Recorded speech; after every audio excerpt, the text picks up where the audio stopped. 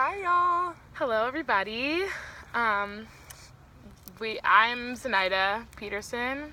I'm Kateri. I'm a current QVS fellow, and I'm the recruitment coordinator and was a fellow during the 2016-17 year. We are just going to talk to you a little bit about the Enneagram. yeah, We're in Boston. We're here in front of Friends Meeting in Cambridge. Shout out to the Boston Fellows who'll be here next year.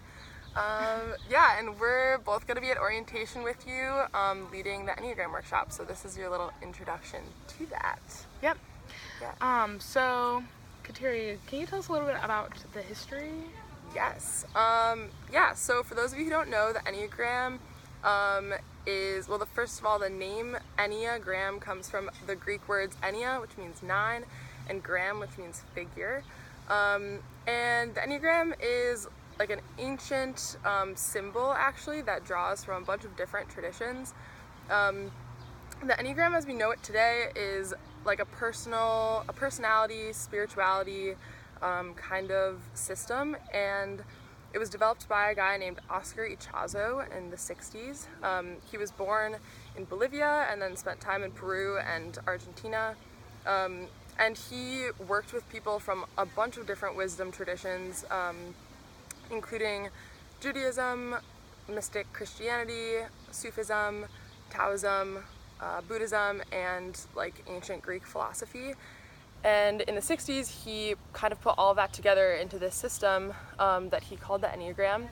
That was a way of thinking about 9 types of like showing up in the world and like expressing forms of divinity, or the soul, if you call it that. So that's some of the history, and there is like different opinions about who else had parts in developing it, but that's the main history there. Cool, thanks. Yeah, thanks, Zenaida.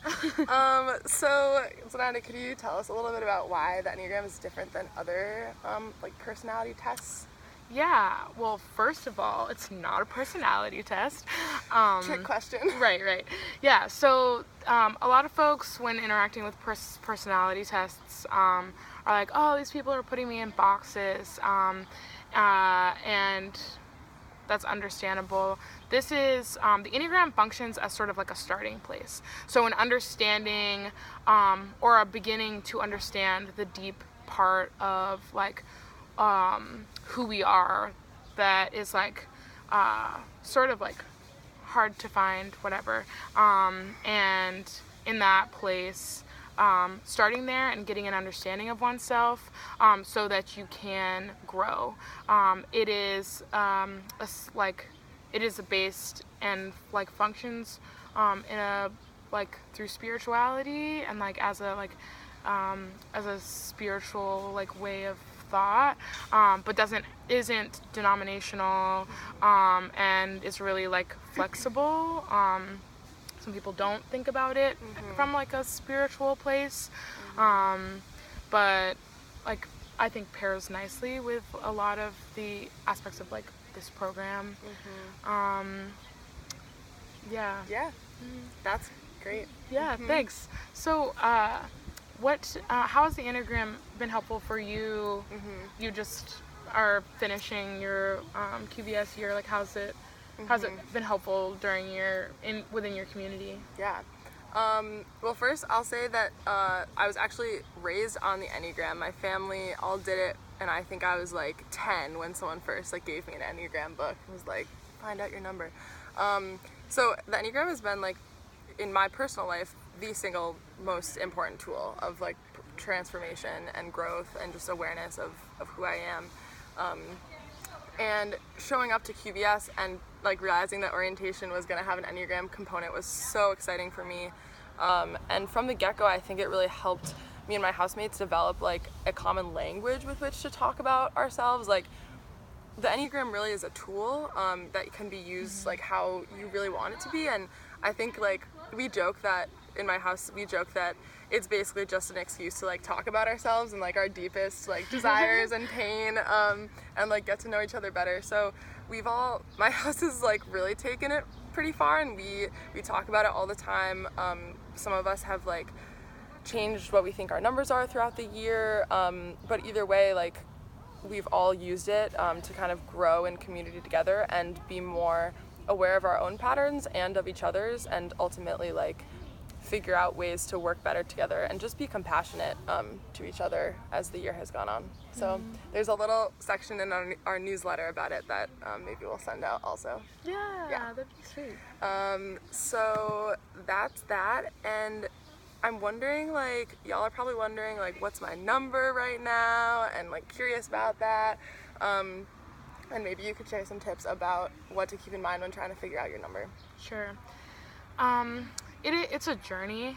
This is not, I love astrology, but this is not a system where we're gonna like type in what time you were born and place and figure out like how the stars made you who you are. We can do that with you after the workshop. I would love to actually, but this isn't that.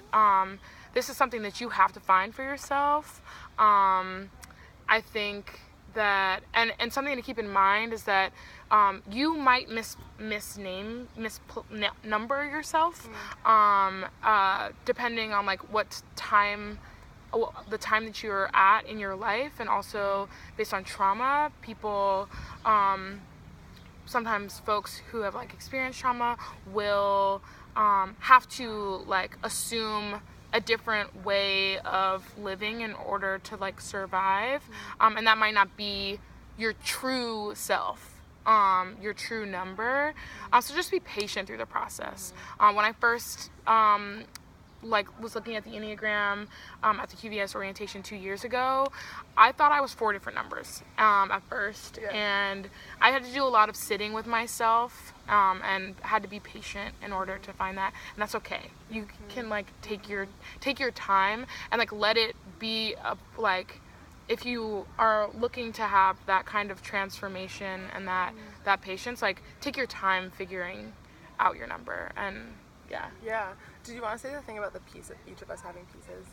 Oh yeah. So something to keep in mind also, thank you, is that when you're reading through the quiz that we're gonna send out to you, the little test, you might identify with all of them in some way, and that's okay, because we have each of the numbers at least a little bit like in all of us. Like we have aspects of all of those like basic personalities like in us, or like basic desires are in all of us, so that but it's a lot deeper than like the surface. Yeah, definitely.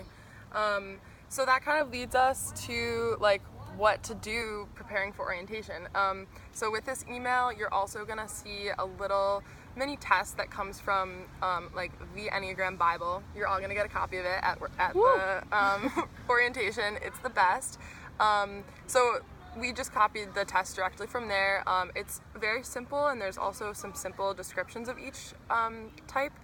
And we think that it can be helpful, but also definitely want to encourage you to take it like with a grain of salt, because as Zenaida already explained, like these processes are deep and long, and cannot be boiled down to like a little page test. But start there and just kind of like feel what comes up, feel what resonates for you. Don't take it too seriously, and definitely don't think about it too long. Just like let it like wash over you, and maybe like jot down some notes if that's how you roll, do some processing with it. And if you feel called to like go further, you can check out the website, which we're also linking to. It's like the official Enneagram website, same people who wrote the book, they're the best. And there's a lot more on there, still not as much as in the book, but you can spend time with that. And again, as long as you're not forcing anything or trying to like rush the process, you can come to orientation with whatever you like, whatever has come up for you. Yeah. If you have no idea what your number is, that's awesome. We're gonna be so happy to help you like a part of your process. We're not gonna tell you what your number is. No. We don't know. That's for you to figure out. Yeah, definitely. So spend as much or as little time as you want with the materials that we've given you. We're really excited. It's like one of our favorite things. And we hope you all are having a good summer. Yeah, we'll see you soon. Bye. Bye.